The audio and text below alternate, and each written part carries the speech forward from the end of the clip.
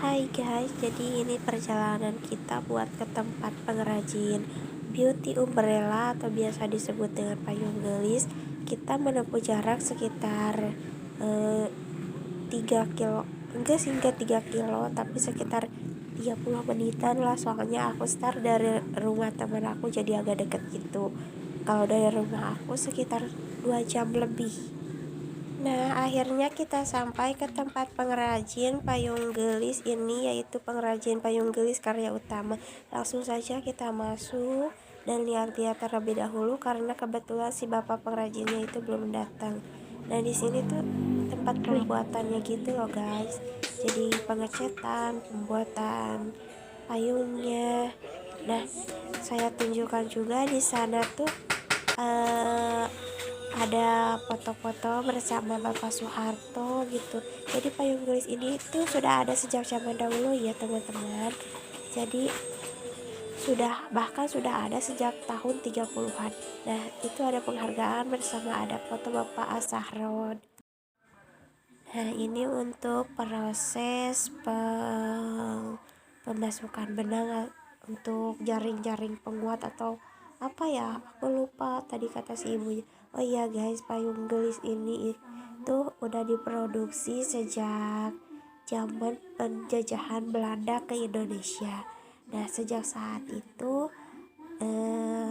noni-noni Belanda tuh menggunakan payung gelis sebagai pelindung mereka dari panas dan hujan. Nah, juga digunakan oleh para bojang Tasikmalaya sebagai penyempurna kecantikan mereka. Bahkan payung gelis ini baru saja dilegalitaskan pada bulan Desember kemarin tahun 2020 oleh Bapak Nadiem Makarim.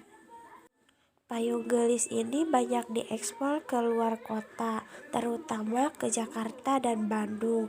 Itu di Jakarta dan Bandung itu sudah dijadikan payung gelis ini kalau dalam pembelajarannya sudah ada dalam kurikulum mereka. Dan jadi setiap tahunnya para pelajar dari kota Bandung dan kota Jakarta itu menggunakan payung gelis untuk dilukis atau mereka belajar. Nah, ini aku coba buat ngelukis payung gelisnya, diajarin sama si ibunya, dicontohin dulu gitu. Nah, aku coba-coba, ternyata ngelukis ini tuh susah, gampang-gampang susah gitu teman-teman. Jadi kelihatannya tuh gampang, tapi pas coba tuh agak susah gitu. Ya, meskipun hasilnya tidak sebagus buatan si ibu, tapi kita coba dulu ya. Oh ya teman-teman, jadi pembuatan payung gelis ini menggunakan beberapa jenis kain. Di antaranya ada kain satin, kain origami, bahkan mereka menggunakan kain kafan juga untuk pembuatan payung gelis yang bentuknya agak besar tapi yang besar gitu. Mereka gunakan kain kafan polos gitu, terus mereka cat ulang, nanti dikeringkan, diproses lagi sampai si kain kafannya itu bisa menahan air hujan, jadi bisa digunakan sebagai payung. Selain itu mereka juga menggunakan kertas untuk pembuatan bahan ini, payung gelisnya. Tapi yang ini yang aku coba ini adalah kain origami. Kalau kita coba dari kertas, mungkin waktu yang kita butuhkan itu agak lama.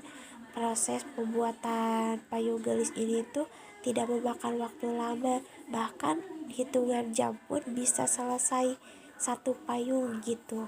Soalnya kan prosesnya kalau setelah pengecatan tuh cepat gitu, proses pengeringannya nggak memakan waktu yang cukup lama.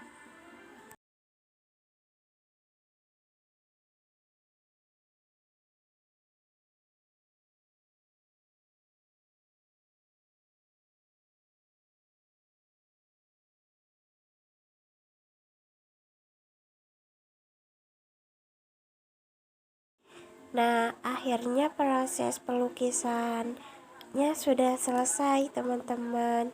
Nih tinggal dikit-dikit lagi dibenerin sama si ibunya, ditambah-tambahin yang kurangnya. Mohon maaf, itu ada teman saya naruh HP sembarangan ya dari tadi.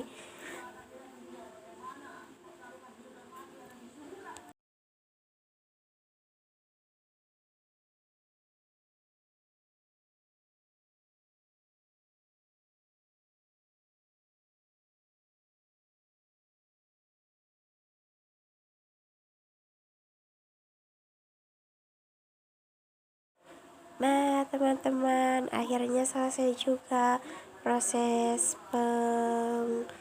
pengecatan atau pelukisannya gitu. Nah, itu tuh aku nambahin sedikit tadinya mau pakai inisial tapi gak jadi. Nah, itu tuh udah hampir beres ya 100%, tinggal nunggu kering kita tuh. Nah, itu aku lagi cari inspirasi gitu buat nambahin tangkai di daun-daunnya gitu. Not bad lah ya teman-teman buat pemula yang baru belajar kayak kita. Nah, tuh payungnya udah mau jadi. Bentar, dikit lagi beres, dikit lagi. Nah, tuh beres. Not bad lah ya. Nah guys, kalau ini tuh buat pembuatan yang buat ujung payungnya gitu loh. Ini tuh dibuat dari kertas sama kain kain origandi, sama bahannya tuh kayak bahan payung gitu. Nah, dan ini adalah proses pembuatan gagang payung. Itu dengan menggunakan bor, dikasih bolongan pada gagang payungnya. Maksud saya pada tengah-tengah payungnya gitu, buat dimasukkan itu apa sih namanya, kawat gitu. Dan ya, ini adalah proses finishing dari pembuatan payung. Diberi gagang dan dimasukkan ke dalam payungnya ya, seperti itu ya teman-teman. Dan ya, ini adalah foto payungnya setelah jadi. Dan aku minta maaf gak sempat foto sama si bapaknya karena keburu hujan. Terima kasih teman-teman semua, dadah.